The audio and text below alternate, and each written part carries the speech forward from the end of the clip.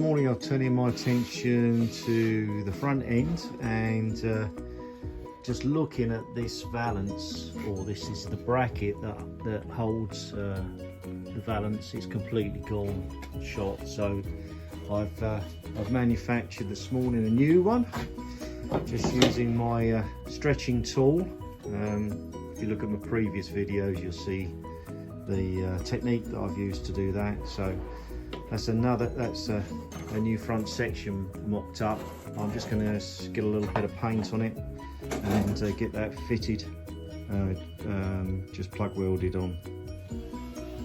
Now I'm continuing on the inside, just patching. Just put a piece in here which I'm quite pleased with. Cut all the rot out, and now I've made another piece that will go in there.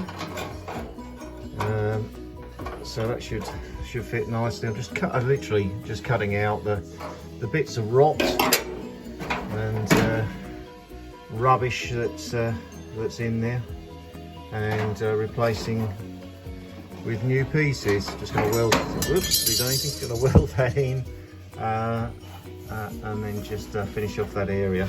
This has worked out quite well. This was full of holes. I don't know if you remember from our previous videos. So that's all been replaced on the inside there with a nice panel, and all of this has come up quite, well, it's a bit dusty now, but all of this has come out quite nice as well.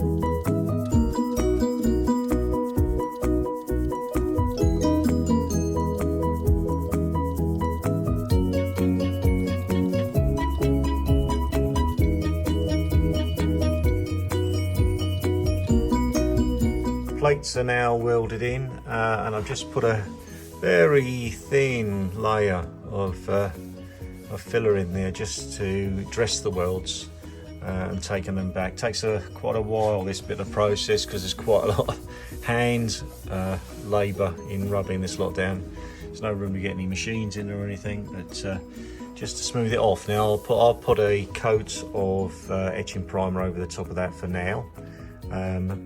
And later in the process that will be 2-part epoxy primed, and then I think on the inside I'm going to do that tinted Raptor, because all of these panels will be covered in carpet, and I think that's well, I know it's a very hard wearing surface, the Raptor, so best to keep the metal protected.